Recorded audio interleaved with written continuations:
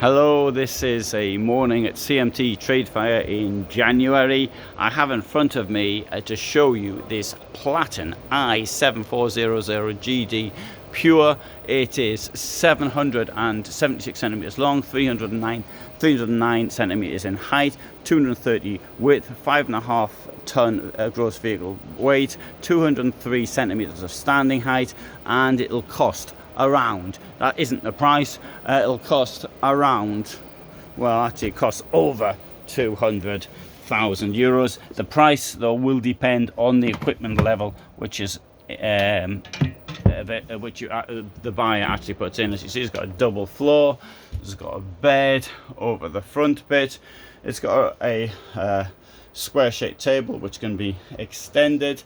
The kitchen is relatively, I don't suppose relatively large. 2 burners here, stack of space here for prepare food. Here you've got a sink, and behind that you've got a plastic thing to put your potato peelings in or whatever else it is you're doing.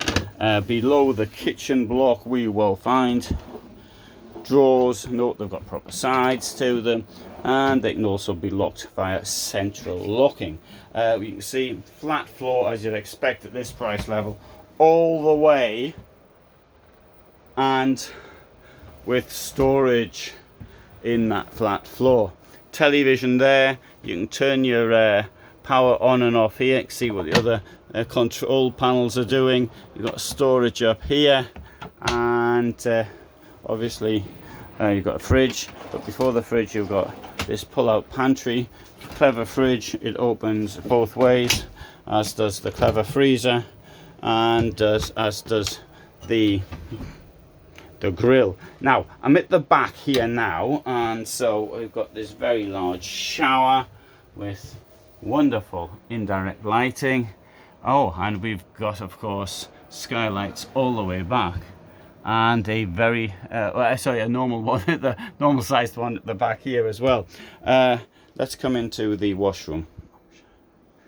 So there you have the toilet, lots of space here. You can close off the toilet via this door here, should you so desire. This is what I call the German bed layout. So this is the maximum size of the bed. It's absolutely enormous. Under the bed we've also got storage, and we've got steps up to it. So I'm going to show you the storage. Note this, I can actually open this whilst the bed layout is in place. You can't, very few motorhomes actually provide that facility. Of course, very few motorhomes have slide out things like this. Oh, some are quite close. There you go, isn't it? I think that's great. I mean, these are really useful things in the vehicle. If I want to make it slightly different, I can put that out, and this part here will come out, and put that to one side, then have steps leading up into bed. But as that looks quite nice, I'm going to leave it as it is. You're not supposed to get into bed via this. You're supposed to come in this way. But I think actually this is stable enough to hold at least 80 kilos, I would have thought. Don't sue me if it turns out that it's not, of course. Windows on either side, pouches at the end of the bed, so you can keep whatever it is you take to bed with you: glasses, cases, hearing aids, beer cans, dog food, whatever. And you've got in there's your glycol for your Aldi heating system. Let's come out. I really like the way this is.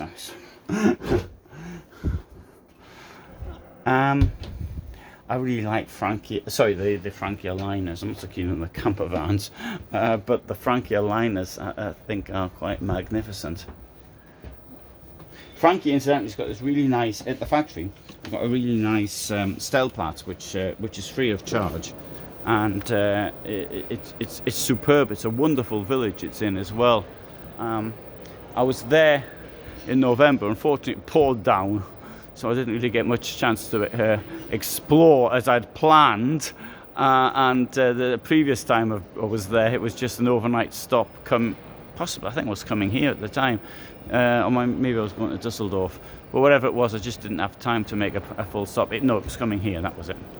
But I do intend to go there and give the area a good explore.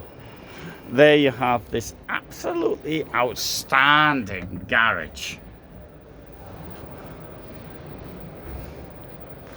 with this is amazing in my opinion. What's not so amazing, however, is that if you want to get to your fuses, you've got to unscrew that mesh, and that I think is not well thought out. In my opinion, the fuses should be inside, but if you're going to put them in the back, at least make it easy to get to them. And unscrewing things, which might happen at night in the pouring rain and when it's outside. Admittedly, in this case, I suppose you could come into your garage, moving your bicycles out the way or whatever.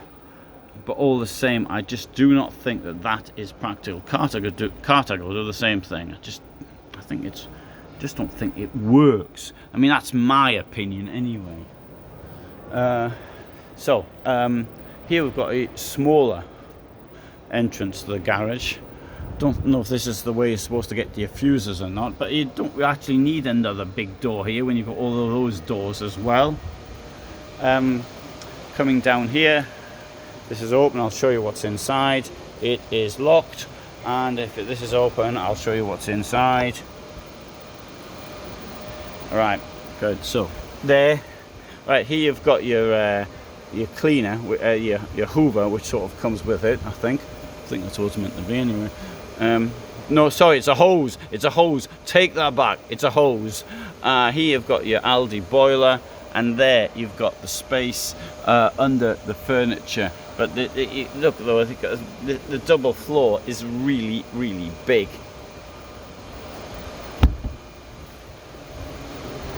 There's the door. I shall demonstrate the door.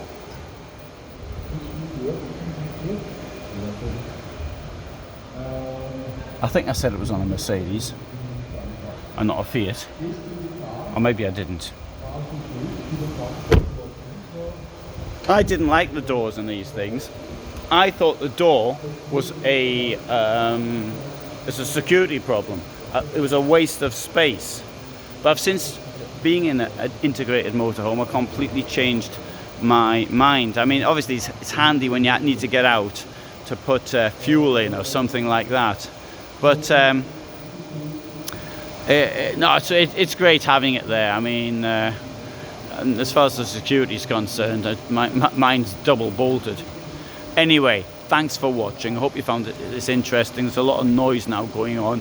Not just the Hoovers, but I hear there's people making speeches and things. So I'm going to end the video here and now, but it's probably a good place to end it anyway.